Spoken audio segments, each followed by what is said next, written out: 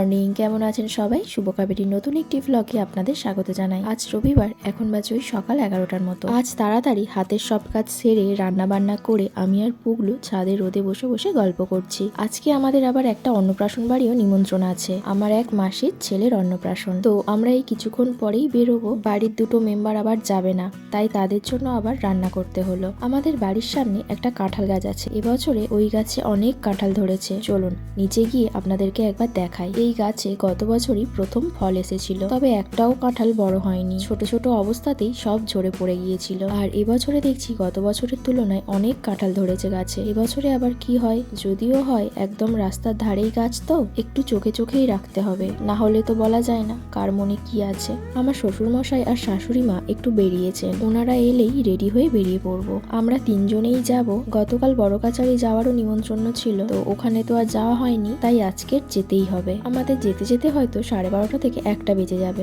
যাই হোক, যে পুচকুটার অন্নপ্রাশনে আমরা যাব তার নাম হলো সার্থক। তো সার্থকের জন্য এই ব্রেসলেটটা নেওয়া হয়েছে, আর শীতের একটা জামা প্যান্ট নেওয়া হয়েছে। আর আমার শাশুড়ি মারা আসার সময় মিষ্টিটাও নিয়ে চলে আসবে। তো তারপরে আমরা চলে এসেছিলাম সার্থকদের বাড়ি। আর এই যে আমাদের সার্থক বাবু কাল বড় কাছারি গিয়ে নাড়ু হয়ে এসেছে। তারপর বেশ কিছুক্ষণ গল্প গুজব করার পরে খেতে বসে পড়েছিলাম। আর আমার এই বাড়ির মাদেরও কিন্তু নিমন্ত্রণ ছিল এখানে, তো আমরা আগে ও বাড়ি এসে তারপরে একসাথে সব এখানে এসেছি।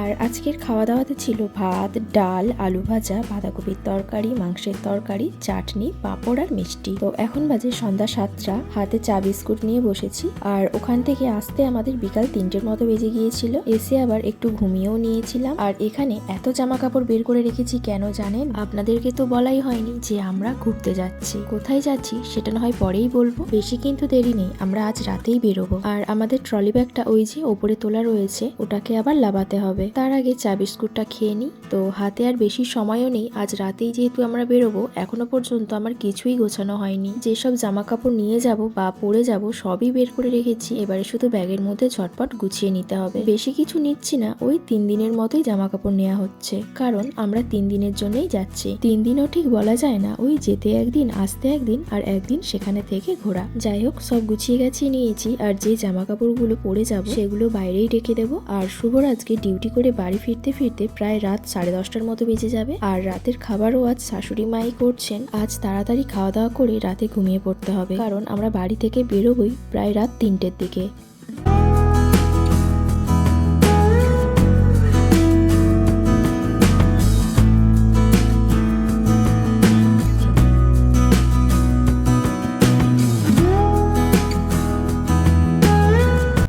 এই 3টে ব্যাগের মধ্যে কোনটা নেব তাই ভাবছি। এই বড় ব্যাগটা নিলে এতে জলের বোতলটা তবুও ক্যারি করা যাবে। থাকবে, এই ব্যাগটা আর নেব না, এই ছোট ব্যাগটাই নিই। এই ব্যাগটা কিছুদিন আগে আমার এক ঠাকুমা আমাকে দিয়েছিলেন, এটাই নিয়ে যাব। যাই হোক, মোটামুটি সবকিছুই গুছিয়ে গেছি, নিয়েছি, এবারে শুধু বেরোনোর অপেক্ষায়।